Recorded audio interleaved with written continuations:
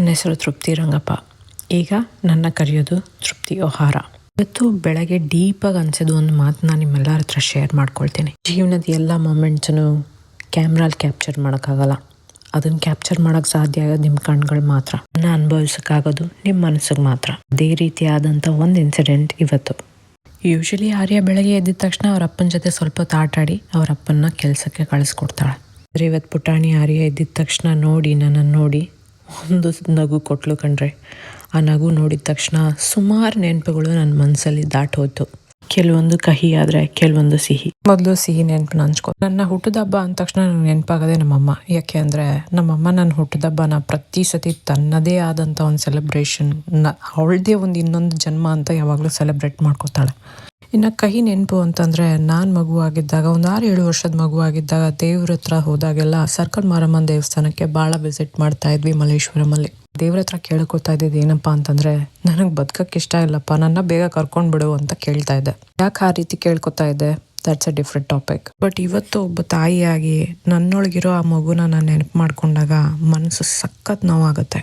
ನನಗಿನ್ನ ನೆನಪಿದೆ, ಒಂದ್ಸತಿ ನಾನು ನಮ್ಮ ಅತ್ತೆ ಹತ್ರ ಮಾತಾಡಬೇಕಾದ್ರೆ ನಾನು ಇಷ್ಟೊಂದು ಖುಷಿಯಾಗಿರೋದು ನೋಡಿದ್ರೆ ನನಗೆ ಭಯ ಆಗುತ್ತೆ. ಎಲ್ಲಿ ನನ್ನ ಖುಷಿಗಳೆಲ್ಲ ಒಂದಿನ ಎಂಡ್ ಆಗುತ್ತೆ ಅಂತ ನನಗೆ ಯಾವಾಗಲೂ ಒಂದು ಭಯ ಕಾಡುತ್ತೆ ಅಂತ ಹೇಳಿದ್ದೆ. ಆಗ ನಮ್ಮ ಅತ್ತೆ ನನಗೊಂದು ಮಾತು ಹೇಳಿದ್ಲು, ಜೀವನ ನಿನ್ನ ಹತ್ರ ನಿನ್ನ ಖುಷಿಗಳನ್ನ ಸಾಲವಾಗಿ ತಗೊಂಡಿತ್ತು, ಈಗ ಅದಕ್ಕೆ ಬಡ್ಡಿ ಸಮೇತ ಅದನ್ನು ತೀರಿಸ್ತಾ ಇದೆ, ಅದನ್ನು ಎಂಜಾಯ್ ಮಾಡು ಅಂತ. ಅನ್ನೋದು ಎಷ್ಟು ಇಂಪಾರ್ಟೆಂಟ್ ಅಂತ ನಾನು ನಿಮ್ಗೆ ಇನ್ನೊಂದು ಉದಾಹರಣೆ ಕೊಡ್ತೀನಿ. ಸಂಬಂಧದಲ್ಲಿ ಅಜ್ಜಿ ಆಗಬೇಕಾದಂಥ ಒಬ್ಬ ವ್ಯಕ್ತಿ ಲೈಫ್ನ ಒಂದು ಸಿನಾರಿಯೋ ಬಂದಾಗ ಹೇಳ್ತಾರೆ, ನನ್ನ ಪಾಲಿಲ್ಲದ ತಪ್ಪಿಗೆ ನನಗೆ ಒಂದು ಮಾತು ಹೇಳ್ತಾರೆ, ನಿನ್ನನ್ನು ನನ್ನ ಮೊಮ್ಮಗಳು ಅಂತ ನಾನು ಸಮಾಜದಲ್ಲಿ ಒಪ್ಕೊಳ್ಳೋದಕ್ಕಾಗೋದಿಲ್ಲ, ಸೊ ಹಾಗಾಗಿ ನೀನು ನನ್ನ ತಂಗಿಯ ಮೊಮ್ಮಗಳು ಅಂತ ನಾನು ಹೇಳ್ಕೊತೀನಿ ಅಂತ. ಇಂಗ್ಲೀಷಲ್ಲಿ ಒಂದು ಮಾತು ಹೇಳ್ತಾರೆ, some words rubs your soul ಅಂತ.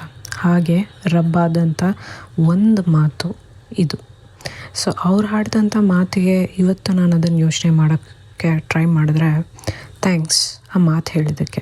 ಬಿಕಾಸ್ ಅದು ಹೇಳಿದ್ದಕ್ಕೆ ನನ್ನಲ್ಲಿ ಇವತ್ತು ನನ್ನದೇ ಆದಂಥ ಸಮಾಜನ ಸೃಷ್ಟಿ ಮಾಡ್ಕೊಳ್ಳೋದಕ್ಕೆ ಒಂದು ದಾರಿ ಕ್ರಿಯೇಟ್ ಆಯಿತು.